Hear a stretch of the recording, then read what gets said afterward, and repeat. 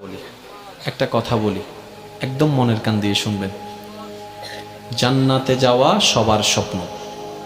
আছি আমরা সবাই দুনিয়ায়। ঠান্ডা মাথায় ভেবে দেখলে দেখবেন এই দুনিয়া এবং জান্নাতের মাঝখানে কিন্তু দুইটা স্টেশন আছে, একটার নাম কবর, একটার নাম হাসর। কবরটা কিরকম?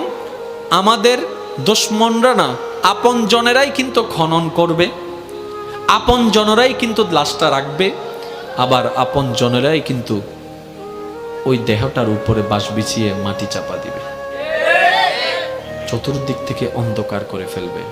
মনে রাখবেন, কবর আলোকিত হয় ঈমানের আলোয়, সুবহানাল্লাহ।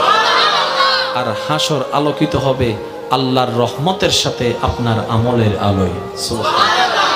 হাসর আলোকিত হবে আমলের গুণে, কবর আলোকিত হবে ঈমানের গুণে।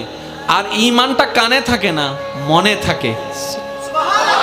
তাহলে সেই মনটাকে যদি আপনি পরিষ্কার করে ফেলতে পারেন, হ্যাঁ সত্য, এটা একদিনে হয় না, এটা এক সপ্তাহে হয় না, এটা এক মাসে হয় না, এটা এক বছরে হয় না, এটা হচ্ছে বান্দা চেষ্টা করতেই থাকবে। হিংসা থেকে যেন সে নিজেকে বাঁচাই রাখতে পারে।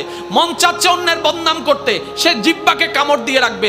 দুনিয়া উল্টায় যাক, আমি বদনাম করব না, আমি বদনাম করব না, আমি বদনাম করব না। মন বলছে তাকে মেরে ফাটাই ফেল রাগের কারণে। আপনি বলবেন দুনিয়া উল্টায় যাক, আমি তার গায়ে হাত তুলব না, আমি মাফ করে দিলাম, আমি মাফ করে দিলাম। কেউ একজন এসে বলল অমুক তোর নামে বদনাম করছে, যা যা বিশ্রী কথা বলছে, আপনি মুস্কি হেসে কথাটাকে রিসিভ করে বলবেন আলহামদুলিল্লাহ, আমি তাকে মাফ করে দিয়েছি। এভাবে যখন বান্দা চেষ্টা করতেই আছে, শয়তান আপনাকে হয়তো অন্তর ঘরে, না হয় বন্ধু বান্ধব দিয়ে কিছু কথা আপনাকে কানের মধ্যে পিন দিবে। যেমন কিছু কেউ আপনাকে এসে বলবে যে তুই কি ঠান্ডা হয়ে গেলি, তুই কি হার মেনে গেলি, তুই কি পরাজিত হয়ে গেলি, তুই মারতে পারিস মারস না কেন, তুই বলতে পারিস বলস না কেন, তুই বাধা দিতে পারিস দেশ না কেন।